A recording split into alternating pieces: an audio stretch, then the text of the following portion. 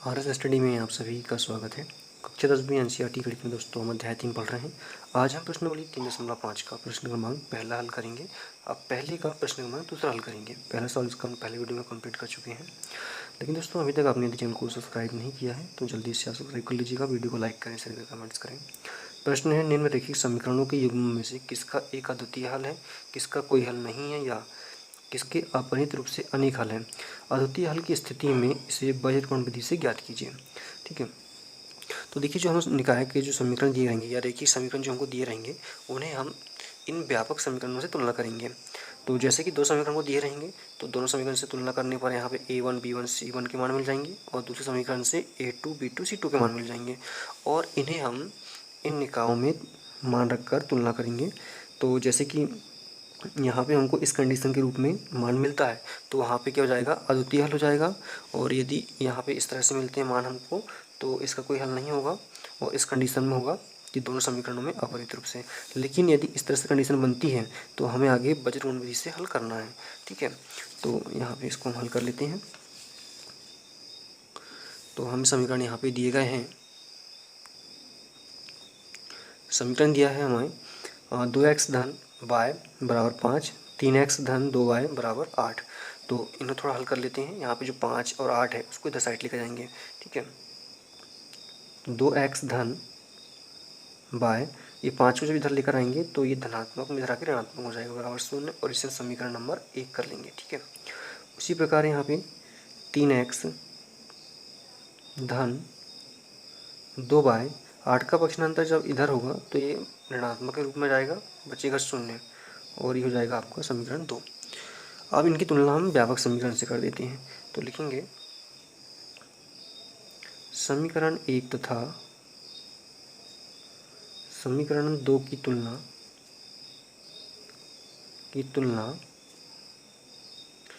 A1x धन B1y धन C1 बराबर 0 तथा A2x धन B2y धन C2 बराबर 0 से करने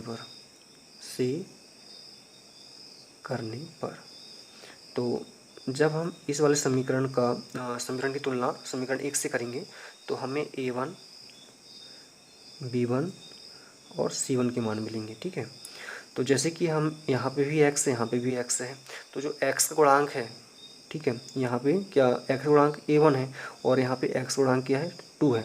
तो कहने का मतलब ये है कि A1 का मान कितना हो जाएगा, 2 हो जाएगा यहाँ पे। उसी प्रकार B1 का मान यहाँ पे कितना हो जाएगा, 1 हो जाएगा। ठीक है, y के साथ कुछ नहीं गुणांक, इसका मतलब 1 होता है और C1 की जगह क्या जाएगा, -5। उसी प्रकार हम जब समीकरण 2 से तुलना करेंगे तो हमें यहाँ पे A2 B2 और C2 के मान मिलेंगे। तो A2 का मान कितना मिल जाएगा यहाँ से 3 और B2 का मान कितना मिल जाएगा 2 और C2 का मान कितना मिल जाएगा -8। ठीक है, तो हम इनकी अनुपात याद कर लेते हैं। तो A1 बटे A2 के लिए A1 का मान कितना है, 2 है और B2 का मान कितना 3 है। तो A1 बटे A2 का मान कितना मिल जाता है, 2/3 मिल जाता है। ठीक है, उसी प्रकार B1 बटे B2 का मान तो 1/2 मिलेगा यहाँ पे। इसी प्रकार C1 और C2 का मान -5/-8।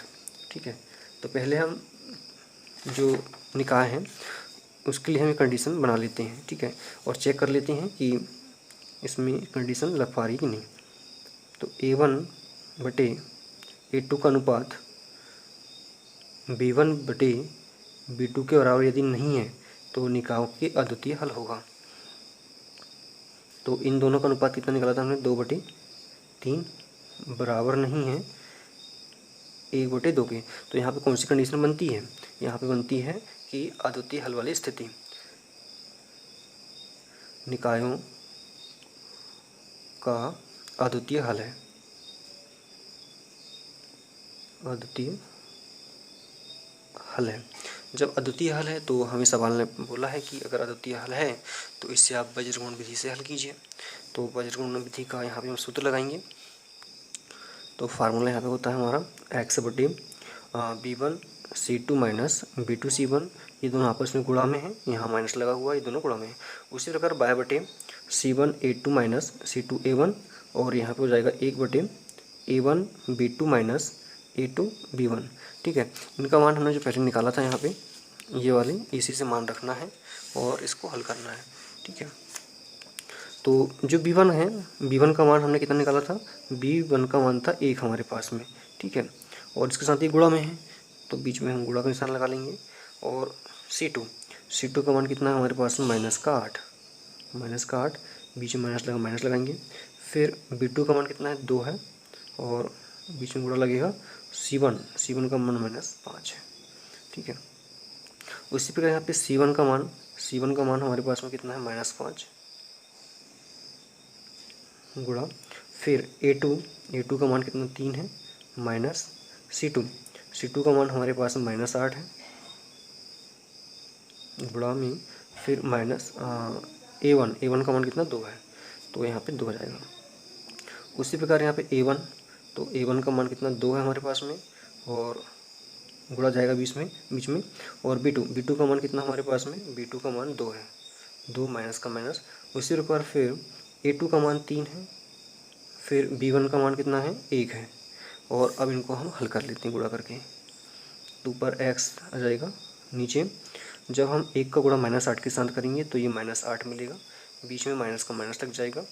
और जब हम यहाँ पे 2 का गुणा 5 के साथ करेंगे तो यहाँ पे 10 आएगा, लेकिन यहाँ पे माइनस है और यहाँ भी माइनस, दोनों का जब गुणा होगा आपस में तो क्या जाएगा, प्लस जाएगा। उसी प्रकार यहाँ पे 5 का गुणा 3 के साथ होगा तो ये हो जाएगा 15, ये माइनस पहले जाएगा यहाँ पे। फिर यहाँ माइनस का माइनस, 8 का गुणा 2 के साथ होगा तो 8 दूनी के 16, लेकिन ये माइनस है, माइनस और माइनस मिलकर प्लस हो जाएगा यहाँ पे। ठीक है, उसी प्रकार यहाँ पे 2 का गुणा 2 के साथ होगा तो 4, माइनस 3 का गुणा 1 के साथ होगा तो 3। तो हमें यहाँ पे अब x के बटे में मिल जाएगा, यहाँ पे क्या, ये असमान चिन्हों वाली संख्या है इसलिए घट जाएगी आपस में, और बड़ी संख्या का निशान आंसर में जाएगा। तो बड़ी संख्या धनात्मक है तो आंसर धनात्मक में आएगा। 10 में से 8 जाएंगे तो बचेंगे 2, और यहाँ पे बाय बटे ये भी असमान संख्या है, तो 15 से जब हम 16 को घटाएंगे तो क्या बचेगा, एक बचेगा, वो भी धनात्मक का। फिर यहाँ पे 1 बटे 1 यहाँ पे बचेगा। अब हमें यहाँ पे क्या करना है, एक बार हमें यहाँ से लेना है x बटे 2 बराबर 1 बटे 1, सॉरी यहाँ पे 1 है। अब यहाँ पे हम त्रिक गुणा कर देंगे तो हमें x का मान मिल जाएगा। यहाँ पे त्रिक गुणा करने पर x का गुणा 1 के साथ होगा तो x ही आएगा, 2 गुणा 1 के साथ होगा 2 आएगा। तो यहाँ से हमें x का मान मिल चुका है। ठीक है, और दूसरी बार में हम y बटे 1 बराबर 1 बटे 1 लेंगे। यहाँ पे भी त्रिक गुणा हो जाएगा, त्रिक गुणा होने पर y का गुणा 1 के साथ होगा तो y, और 1 गुणा 1 के साथ होगा तो 1। तो क्या हो गया यहाँ पे, x बराबर 2 और y बराबर 2। तो हमें इस तरह से इन समीकरण में x और y के मान निकालने थे, तो x और y के मान यहाँ पे मिल चुके हैं हमें। इससे हमें बजरंग विधि से हल किया है। तो बहुत ही सिंपल है, स्क्रीनशॉट आप लेना चाहें तो यहाँ से ले सकते हैं। सवाल थोड़ा लंबा है पर बहुत ईजी है, सूत्र आपको याद कर लेना है। इस तरह से x और y के मान यहाँ पे हमने प्राप्त किए। धन्यवाद।